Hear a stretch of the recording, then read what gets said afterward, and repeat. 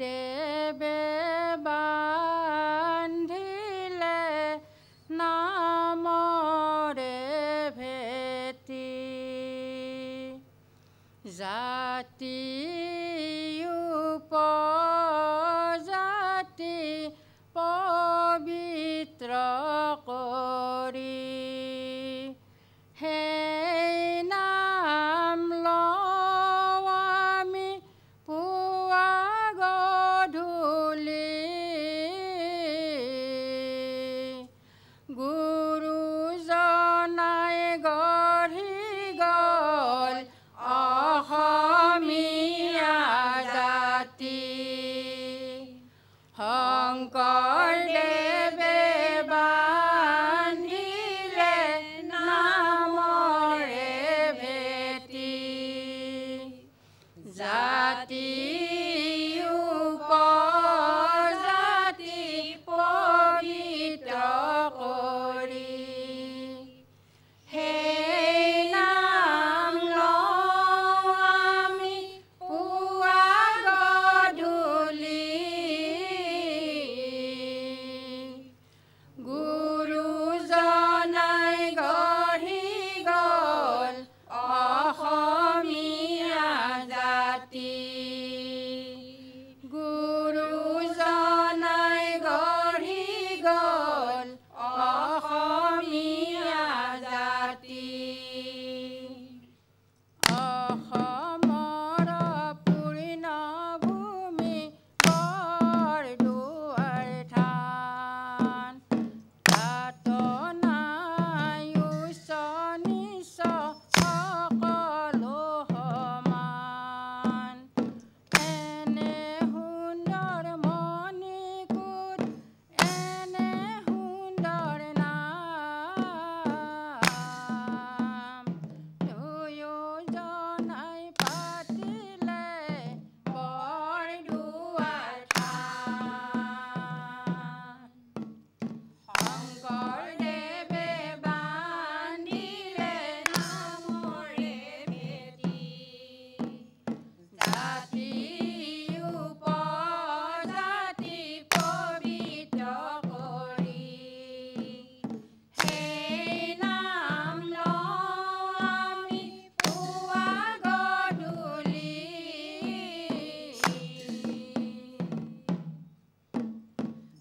গুৰুজনাই গঢ়ি গ'ল অসমীয়া জাতি আমি সবে মিলি লওঁ হৰি গুণ নাম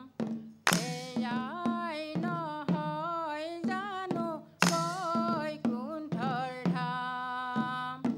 এনে সুন্দৰ নাম ধৰ্ম প্ৰচাৰ কৰিলা নানা জাতি উপজাতি দোলেৰে বান্ধিলা শংকৰদেৱে বান্ধিলে নামৰে ভেটি জাতি উপজাতি পবিত্ৰ কৰি সেই নাম লওঁ আমি পুৱা গধূলি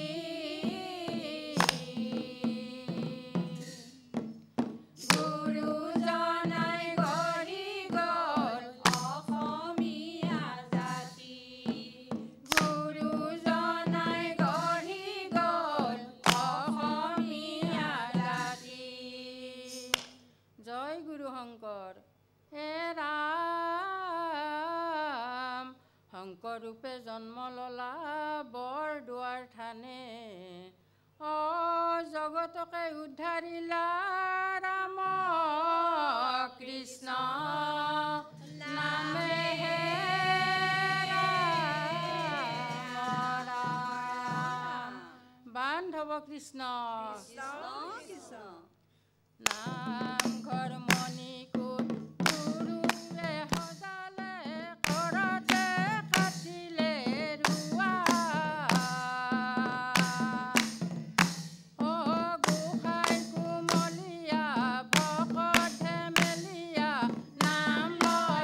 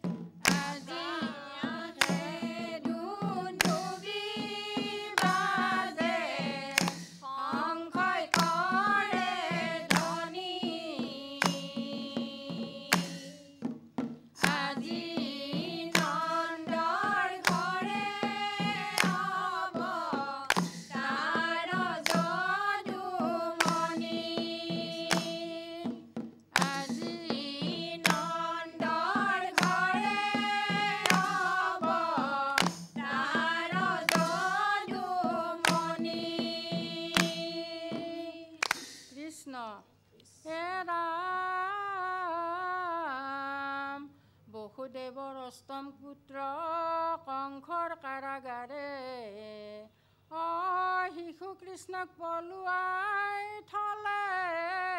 নন্দৰ ঘৰে হে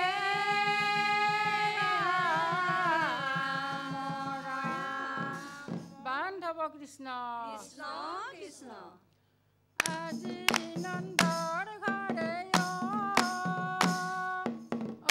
হে আনন্দৰে যশোদাৰ পুত্ৰ জন্মে বাজে মৃদংগলে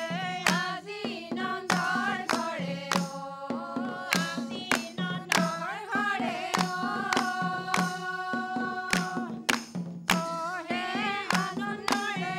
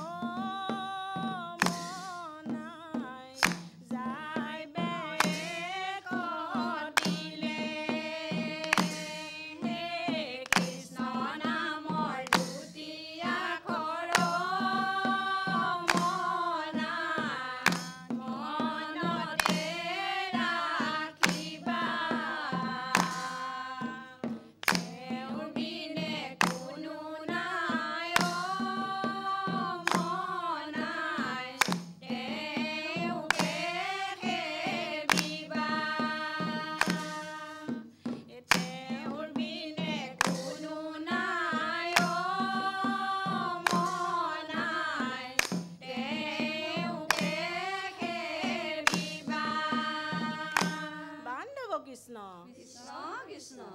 নমো গোপৰূপী মেঘ সম শ্যাম তনু অ গাঁৱে পিত বস্ত্ৰ হাতে শিঙা বেত বেলুৱে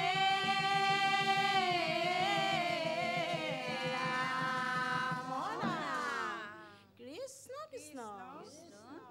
এ অ হৰি বনমালী বৈকুণ্ঠতে কানৰি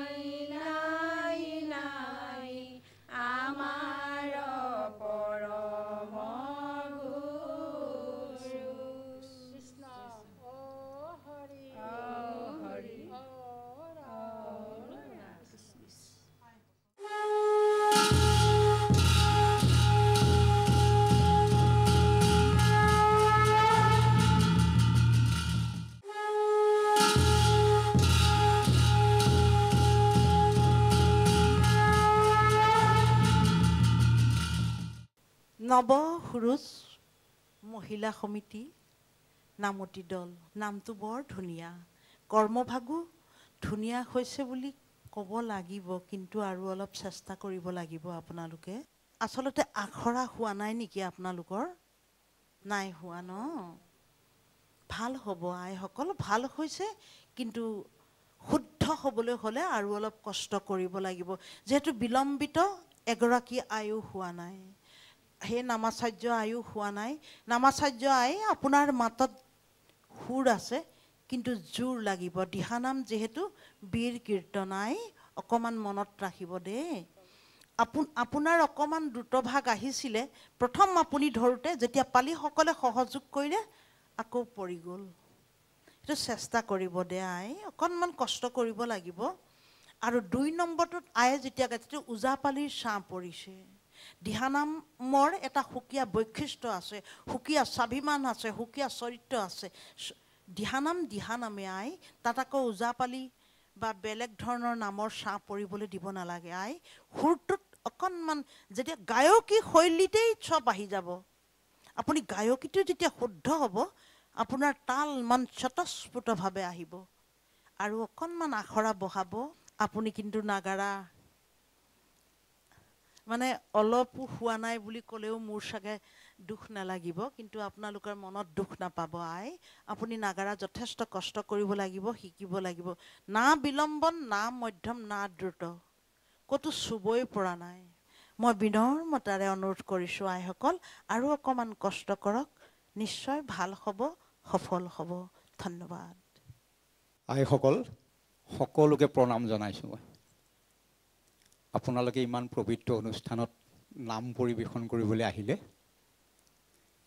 নিউজ লাইফে আচলতে আপোনালোকক এটা বৃহৎ মঞ্চ দিছে আপোনালোকে গোৱা নাম লাখ লাখ মানুহে দৰ্শন কৰিব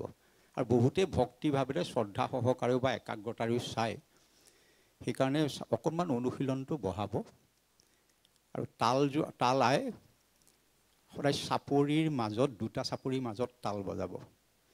ধৰক এতিয়া 3টা চাপৰি যে দিছে 3টা চাপৰি পিছত তালযোৰ এবাৰ ঘহুমকৈ মাৰিলেই হ'ল অফত তেখেতে অফটো বুজি নাপাবও পাৰে সেইকাৰণে 2টা চাপৰি কৈছোঁ যে 3টা চাপৰি পিছত এবাৰ বজাব আৰু এটা কথাখিনি কোৱাৰ কাৰণে কিন্তু হতাশ নহ'ব দেই ইমান ধুনীয়া দল আপোনালোক আকৌ আহিব লাগিব এইবাৰ একেবাৰে বীৰ কীৰ্তন যেনেদৰে কৰে তেনেদৰে কৰিবলৈ আহিব কিন্তু আকৌ লগ পাম ধন্যবাদ